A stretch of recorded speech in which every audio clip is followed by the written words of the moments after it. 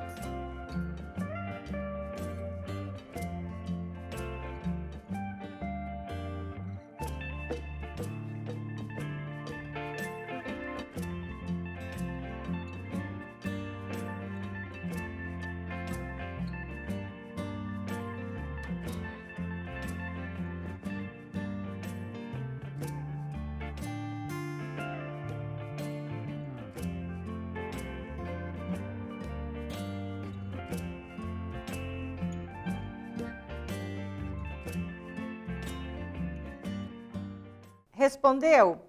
Então, a professora não colocou aqui a resposta porque é uma pergunta pessoal, né? Como está o espaço que você dorme? Eu imagino que você deve ter respondido sinceramente. Olha, professora, meu espaço está bem arrumadinho porque eu gosto das coisas organizadas. Ou, né, a outra situação. Está bagunçado, meu guarda-roupa está virado, está tudo uma bagunça, né? Então tá. Agora, essa atividade, eu vou deixar um tempinho menor para você. Tá? E ela diz assim, ó, que imagem tem mais a ver com você? Um tempinho menor, dá uma olhada nisso e veja com que imagem você se identifica. um tempinho para você.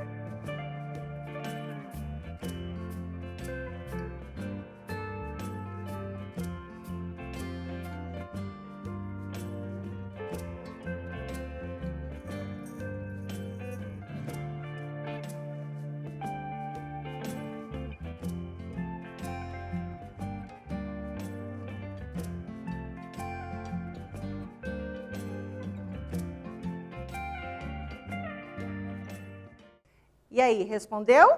Perfeito. Aqui também é uma questão muito pessoal, né, pessoal? Agora, o que eu posso dizer para vocês? Em qual dessas imagens é possível encontrar alguma coisa que a gente quer? Eu preciso de um lápis de cor verde. Vou aqui e vou encontrar. Eu preciso de um lápis de cor verde aqui. Difícil, né? Bom, como a organização pode mudar a sua vida? Esse é um texto de Day Vieira, isso foi escrito em dezembro de 2018, tá certo? A gente vai ler o texto dela e vamos entender como que a organização pode mudar a nossa vida. Você é uma pessoa organizada? Você gosta de organização? Quando se fala em organização, logo pensamos em casas bem arrumadas, quarto limpo, com tudo no lugar, compromissos e tarefas anotadas com data e horário. É isso que a gente pensa quando pensa em organização, né? Pois é, a organização pode mudar a vida das pessoas. Nada sem organização pode dar certo. Se você sentar em um lugar muito desorganizado, sua atenção será voltada para todas as coisas, menos para o que realmente você quer fazer. Sou a prova viva de que organização muda tudo. É a fala da Day, né? Da autora. Confesso que muitas vezes sou desleixada, mas acredito, já fui muito mais e minha vida era estresse atrás de estresse, preocupação atrás de preocupação. E eu nunca sabia onde estava nada. Qualquer pessoa consegue ser organizada. Organização é algo que se aprende. Claro, tem pessoas que nascem com isso, chegam a ser chatas. Então, vou te ensinar como ser uma pessoa organizada e de que maneira a organização pode fazer a diferença na sua vida. Uma coisa muito importante aqui. Organização a gente pode aprender a ser. Mas eu sou assim, eu nasci assim, eu sou desorganizada. Não. Pedra não muda. Pedra nasce pedra e não morre. Ela fica pedra a vida toda, né? Agora, nós não. Se nós temos um hábito de sermos desorganizados, desleixados, nós podemos mudar isso, porque isso muda a nossa vida. Atividade 3 para você, tá bom? Se você sentar em um lugar muito desorganizado, sua atenção será voltada para todas as coisas, menos para o que realmente você quer fazer. Isso é parte do texto. De acordo com esse trecho, qual o problema em estar em um ambiente desorganizado? Um tempo maior para você e eu já volto para nós conferirmos.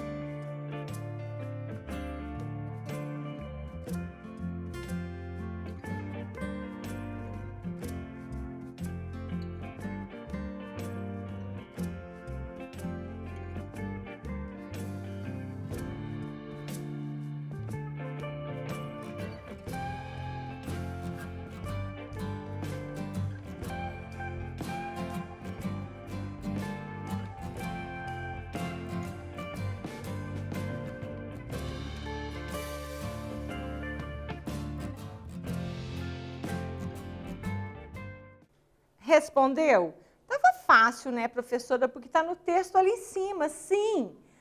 Quando estamos em um lugar desorganizado, não conseguimos focar nossa atenção ao que realmente interessa, pois estaremos desviando-a para situações banais. A professora respondeu com próprias palavras. Você poderia responder com as próprias palavras suas, claro, um pouquinho diferente, mas ele está dentro dessa essência aí. Muito bem. Como ser uma pessoa organizada, professora? Agora vem a receitinha, né, da nossa autora do texto. Primeiro, você precisa querer ser uma pessoa organizada. Olha que legal isso. Veja, não adianta, né, a nossa autora dar muitas dicas para nós se não nos interessa isso. Agora, primeiro, você precisa querer ser uma pessoa organizada. A gente quer, né? Não adianta ficar dizendo que é desorganizada, se não faz nada para mudar isso. Existem tarefas básicas que você pode praticar e colocar na sua rotina para se tornar uma pessoa mais organizada. Vamos lá? Primeira dica. Eu tenho certeza que você já faz isso. Faça a cama todos os dias assim que levantar. Você arruma a sua cama? Você levanta e já arruma? Pois é. A nossa autora diz, pode parecer besteira, mas fazer a cama é um hábito de organização que nos leva para o outro nível. Isso nos faz pensar que organização é algo simples. Exatamente. Quando a gente pensa, nossa, mas eu sou muito desorganizado, meu Deus do céu, o que eu vou fazer? Tá. Começamos com arrumando a nossa cama de manhã. Ah, não, tem uma pessoa que arruma. Ah, não, daí eu já largo um pé de tênis, largo um chinelo, largo a minha camiseta, o meu pijama. Percebe? São coisas que nós podemos fazer. Primeira dica é essa. Segunda, separe as roupas que você vai usar no outro dia, sempre à noite, antes de dormir. Assim, você evita de se atrasar e de não ficar procurando roupas na hora de sair. Isso é interessante, né? Claro, nós lá da escola, a maioria das escolas tem uniforme, então nós já sabemos que é o uniforme que nós temos que colocar. Tá. Ah, mas então não preciso procurar. Mas eu preciso saber onde é que está minha calça uniforme, minha camiseta, se a camiseta está limpa, se a camiseta está suja, se a calça está limpa, está suja, qual calçado que eu vou usar, né? Então eu já deixo organizadinho, porque no outro dia eu não vou virar gaveta, não vou sair correndo pela casa, e sem contar que isso atrasa todo o processo, né, de organização para a saída. Outra dica, durma sempre em um horário compatível com o que você acorda. Não adianta dormir tarde se você acorda cedo. Assim, você só fica mais cansado no outro dia e não sente vontade de fazer nada direito. Olha que interessante isso, pessoal. O que a gente tem ouvido muito dos pais? Muito. Que as crianças têm ido dormir muito tarde, ficam muito tempo ao celular, em joguinhos, e no outro dia para levantar é um drama. Claro, não é só criança, só adolescente que é assim. Nós também. Se nós não temos um horário compatível com o horário que nós levantamos, nós vamos ter problema sempre, tá certo? Então você precisa, eu acordo às 6 da manhã, então eu tenho que dormir cedo. Eu acordo às 5 da manhã, vou ter que dormir mais cedo, e assim por diante. Porque quantas horas de sono vocês precisam? Sabe? 8 horas, no mínimo, para que você tenha uma boa produção no outro dia. Inclusive, eu estava ouvindo esses dias no rádio, que diz assim, uma pessoa que dorme menos do que ela precisa, ela perde em 30% da sua produção. É muita coisa, né, pessoal? Pegue a outra dica, pegue as coisas, mas sempre devolva novamente para o mesmo lugar. Assim não fica aquela bagunça e facilita muito na limpeza. Claro, pegou uma tesoura, devolve a tesoura no lugar. Pegou uma escova de cabelo, lá no lugarzinho, né? Papel higiênico, você devolve, pega lá do pacote e coloca lá no lugar, sempre no lugar. Aí fica tudo organizado.